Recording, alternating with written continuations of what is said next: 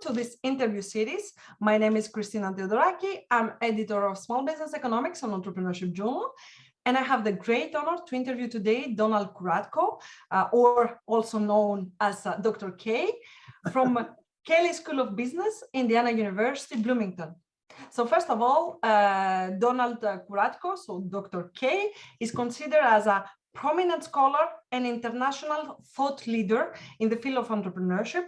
He has authored so many articles in entrepreneurship and corporate innovation in several high-impact journals, such as Journal of Business Venturing, Entrepreneurship Theory and Practice, Strategic Management Journal, or also Small Business Economics, and so on. So Professor Kuratko has authored also several books.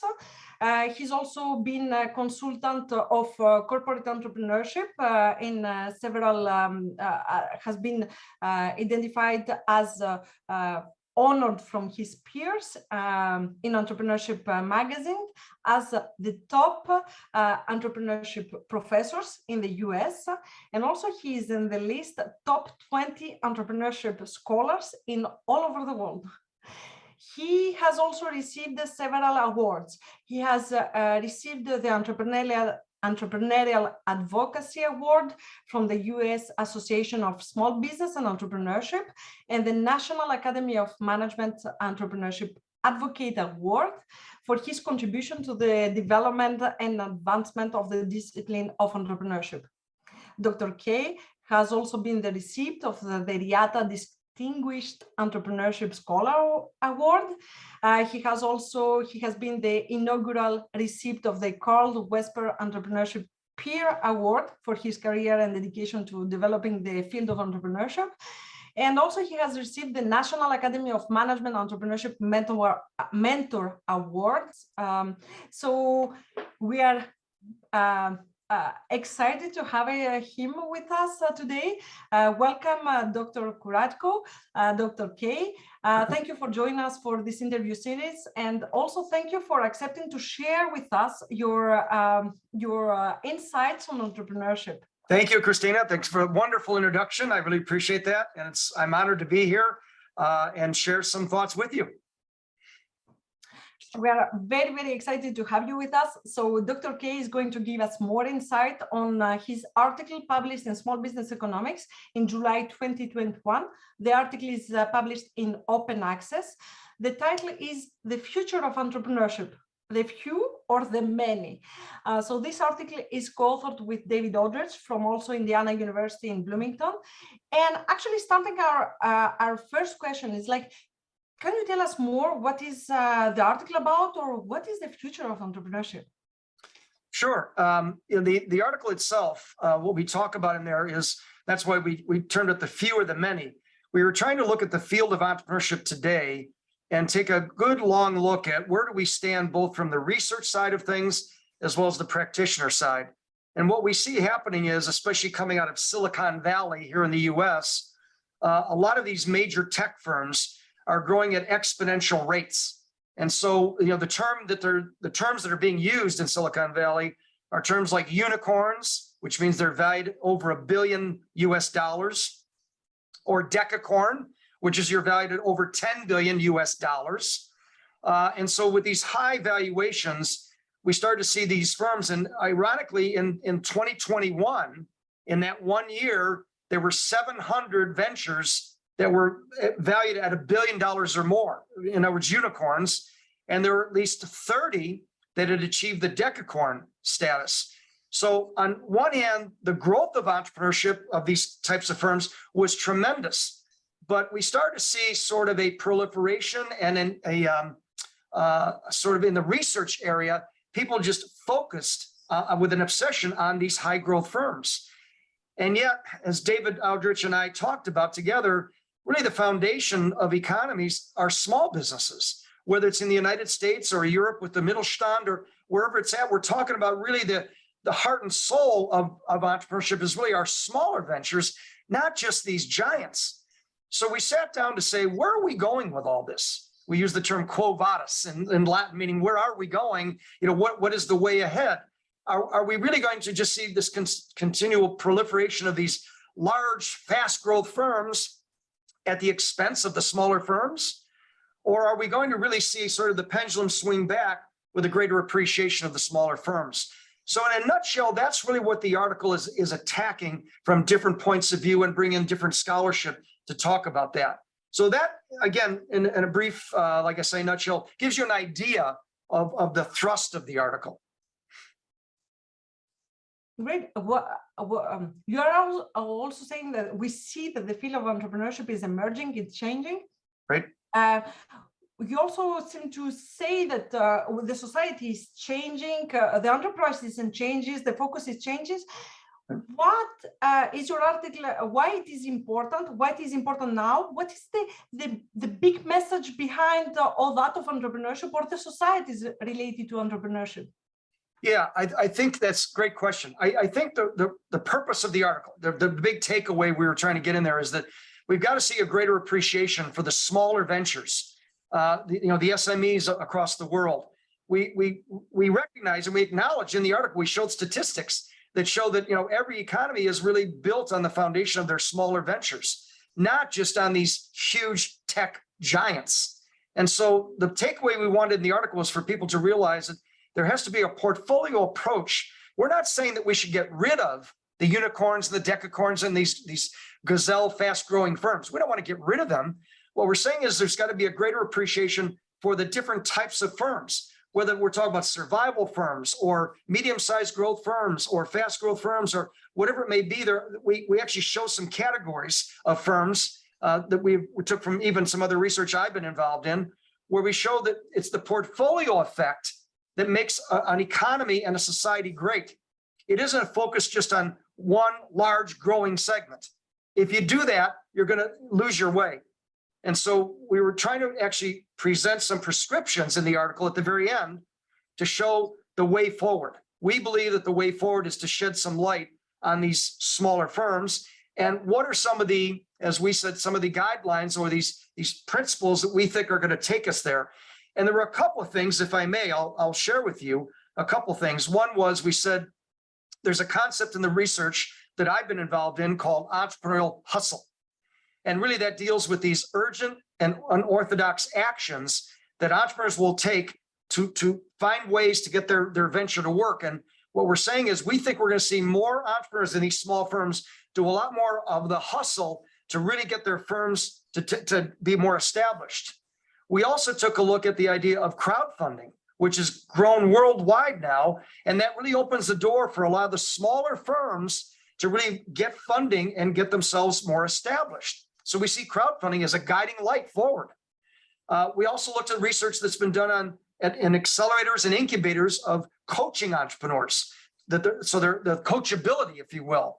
We think that is a guiding light because the more the coaches and mentors can be helping these smaller firms, as opposed to just looking at the high growth tech firms, the more we're going to see a proliferation of the smaller firms, being successful. And then lastly, we talked about in the paper, the idea of partnerships. What's wrong with the unicorns and the decacorns actually working with some of the smaller ventures in partnership to bring those firms up to higher levels? And those firms get to sort of work off of, the partnership with the larger tech giant. So we gave those as guiding lights to say, it's not all lost. We do see that there's this obsession with these high growth tech firms right now, especially in the media and in some of the research that we're seeing. But going forward, we see the guiding lights of, the research is shifting into other avenues and ways that the smaller firms are going to see a greater sense of accomplishment. So that's the big, I know it's a long explanation, but that's the big takeaway. What a great insight. And actually, my next question is how did you get this idea for this research? And actually, what we see in small business economics, we're trying to shift the discussion and advance the scholarly discussion to SMEs and entrepreneurship. And we have been seeing that more research has been focusing so much in corporations. So can we see how small companies, small SMEs, can bring value and change the discussion? Have you seen the evolution on that? Probably, do you have an anecdote over the history of this research? Is it the moment? Do you see some observations on that? Yeah, that's a really good point. I do. I think we've seen sort of this evolution happening. Ironically, I'm just going to reach back here for a book. One of the things we mentioned in the article is a book that I did with Dr. Michael Morris at the University of Notre Dame, and it's called, if you can see here on the screen, What Do Entrepreneurs Create? And this book was actually an outcome of an article in Small Business Economics in 2015 that we did talk about the portfolio of entrepreneurial ventures and the importance of the portfolio. And so we were approached to actually do this book then about, what do entrepreneurs create, to make it a sort of a practical and research-based look at this. And so I think what we're seeing now is over the years, these last 6-7 years, there's been a trend in the research to say, well, whoa, wait a minute. Aren't we getting sort of carried away with just the high growth ventures, when in fact we should be looking at the smaller ventures and the importance that they play, their role in the economies. So I do believe that that's beginning to happen. I think we're starting to see some of the research. I know our research, that's how we started to focus on the coachability and the hustle of entrepreneurs, because we started to get down to the individual level and wanted to make sure that we were looking at that. So I think that's where a lot of focus is coming now with the entrepreneurship research, to getting back to the individual entrepreneur and what they can do to make it better. And we're seeing a lot more research, especially in Small Business Economics, which I think is a fantastic journal, may I add, in the way that they're starting to do a lot more research on with SMEs. And they're very open to it, which I think is fantastic.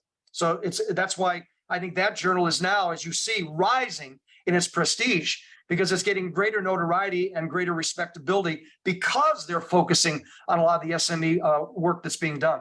So that's, to me, a great example. Thank you very much for sharing that. And actually, what we have observed is like we have been focusing also on big corporations. And I have a tricky question. I think some of our readers and followers would be very interesting to see your responses on that. Do you believe that change or SMEs, like small, we say small is beautiful, small can be powerful. Do you think that like small can make the change? Because sometimes we see like big industries, big corporations sometimes can be very not so agile or shifting a little bit to the evolution of the economy and the society. Do you believe like small SMEs can make the change and make the evolve industries or transform even industries? Do you think that SMEs have this power? I do. I really do. I believe that what we see in the economy today is, we use the term disruptive innovation. And so more and more we're seeing entrepreneurs with their ideas and their concepts would start small. Everything starts small, but all of a sudden they've got the power in their hands of a good idea that cannot just disrupt or sort of disrupt an area, but a whole industry. Some great examples we've seen over the last couple of years.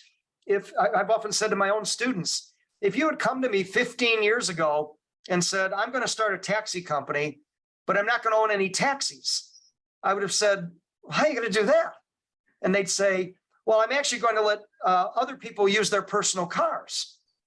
And I'd say, well, then are you going to hire drivers? And they'd say, no, they're going to drive people. And I'd say, so let me get this straight. I would get in my personal car, go pick up a stranger and take them where they want to go. And they would say, yes. At the time, 15 years ago, I would have said, I don't know, that seems pretty strange. But obviously, we had an entrepreneur that believed in that and created Uber. And today we see Uber as a giant now. But remember, it started as a very small, almost crazy idea. And so I think that's where we're starting to see the power of the entrepreneur. And so small ventures, number one, I believe, have the power to change things. Number two, they have the power to also grow and change industries. And if nothing else, they can scare industries to say, oh my gosh, I hope they're not going to take us out. So I think there's a lot more power with the smaller firms than we've given them credit for in the past. So I do believe that they've got the power. And as you mentioned, the agility to be agile, to make moves, to change as the economy's changing.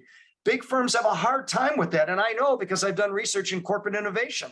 So I know that they have a hard time being truly innovative and making those shifts that the smaller firms can easily make and easily fill a niche that they're not filling.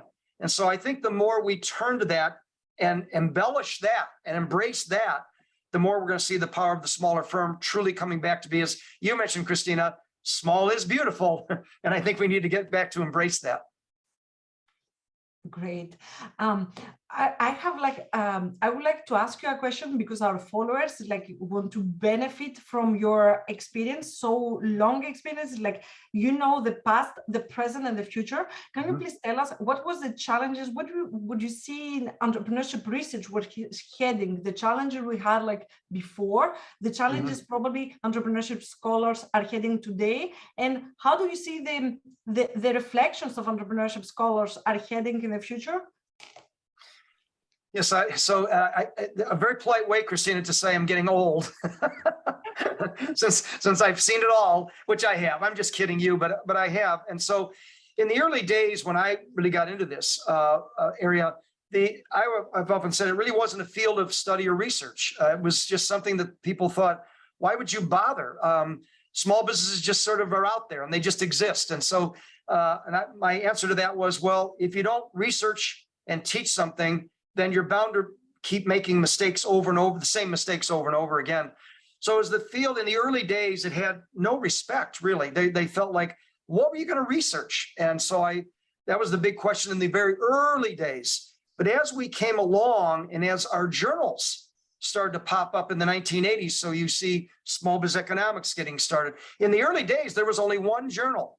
It was the Journal of Small Business Management, which started in 1964. And it was really started to do government reports. That's all. And so in the 1980s, Small Biz Economics came around. Journal of Business Venturing, started. Entrepreneurship Theory, Process Practice, started. So our journals began to, evolve and come out, where now research actually had outlets to put their research into. So then the challenge became, well, how do we get respect for our journals? That became the next thing, because there were traditional academics in traditional fields that said, well, those journals really don't have anything that's high priority research or quality research. So we had to fight the quality game. And I think our researchers began to prove, oh, no, there is quality research being done. And then we saw the field continue to evolve. And today, when you begin to look at what's happened now, first of all, entrepreneurship is a major field of study and research all across the world. I mean, it's so powerful. It's like a force. So universities that would deny this are sort of denying their future.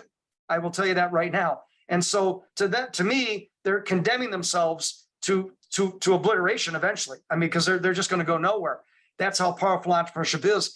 And on the research side, our journals have made such a surge with the impact that you begin to look at them and say, if you look at the top 25 business journals in the world, you start to find, well, who's in the top areas there? Journal of Business Venturing, Entrepreneurship Theory and Practice, Small Biz Economics, the Strategic Entrepreneurship Journal. All of a sudden, you see these journals have just made this huge swell up towards what the impact factor is.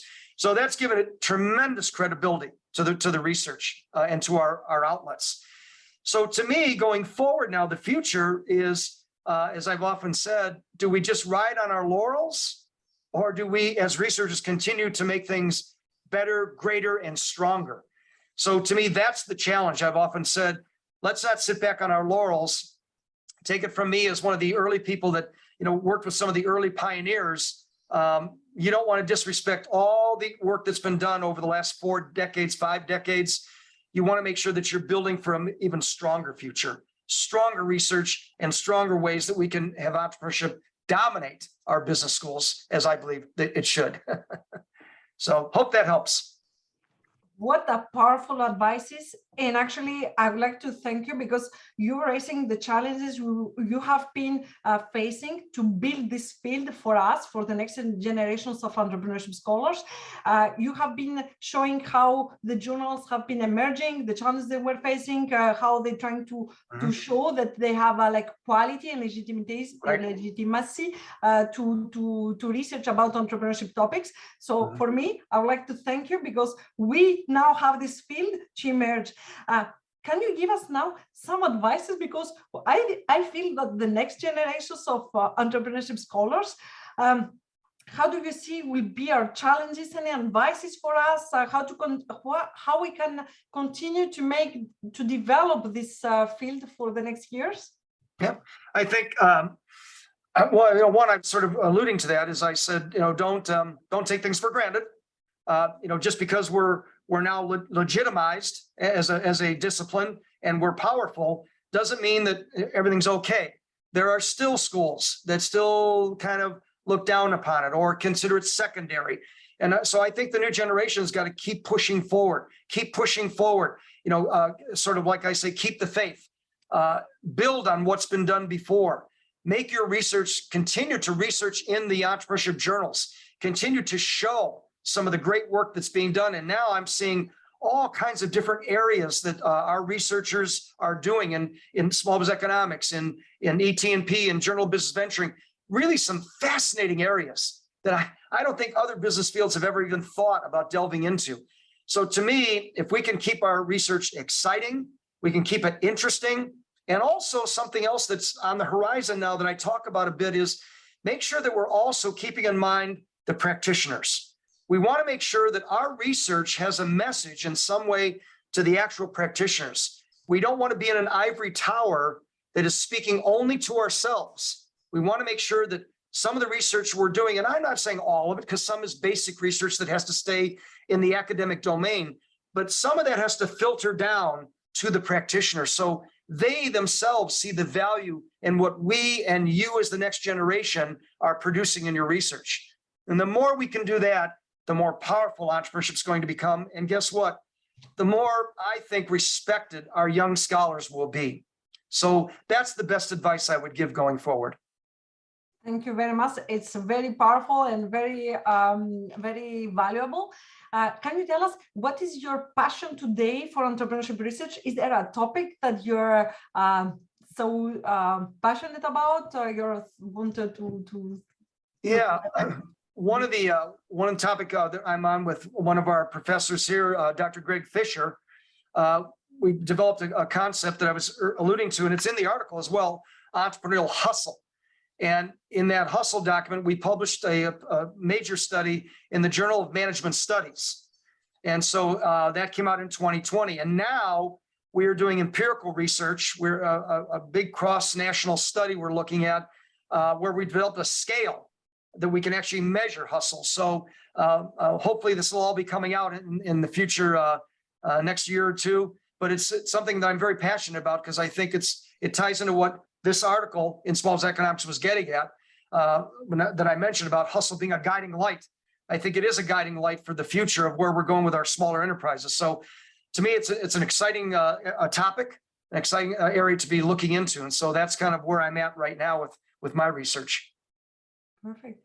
Can you please give us, because you are like a top scholar in entrepreneurship worldwide, can you give us some advices on your secret or remaining in this? Is like you choose the topic based on your passion, you feel it, or is some opportunities? Can you give us some advices on your secret to remain in this very powerful entrepreneurship scholar? Well, yeah, I think, as I was alluding to a little bit with our young scholars, some of the topics they're finding are truly interesting. And I would encourage them, not to back down. If you're into a topic that you find interesting and you can feel a passion for, keep pursuing that. Because I think that's really important that we keep our field vibrant, we keep it alive, and we keep it interesting. I think if we fall back to where we're just doing kind of the same old databases and the same old, our research will get stale. And when it gets stale, it will get boring. And when it gets boring, people see no value in it. So I think that's the key thing. I was told by my mentor, 35 years ago, as you progress in your career, do not be afraid to change your topics and move to areas that you see could be on the leading edge. And that's the advice I'd give all the young scholars. Keep yourself moving along and don't be afraid to evolve your research and to look at things that might be sort of moving on the leading edge. That will always keep you vibrant. It'll keep the field vibrant. And that's the best advice I would give you on that. Thank you very, very much. I know that we took more time than usual, but it was so interesting to have like all these very inspiring advices. So I take have the passion of entrepreneurship, think the next questions, be also inclusive, engage young scholars, senior scholars, but also policymakers to think about the next topic, the future of entrepreneurship. Probably create an entrepreneurial ecosystem, like all this diverse set of actors and factors to continue to evolve our field. I don't know if you have any last comments for us or for our readers. It was, and for me, very inspiring. And thank you very, very much. Well, I want to thank you, Christina, for inviting me to do this. It's been an honor. I have deep respect for small business economics as a journal. I think it's fantastic. I think the work you're doing as an editor is just great. So I know it's hard work, but I hope you will keep it up. And I think these interviews that you're doing to put these up are a fantastic way to get an insight to authors, as you said to me, which is what your goal is. And I want to encourage you to continue, because I think it's really important, the work you're doing. And so thank you for having me. And to all of our young scholars out there, thank you for watching. It's just great to speak to all of you.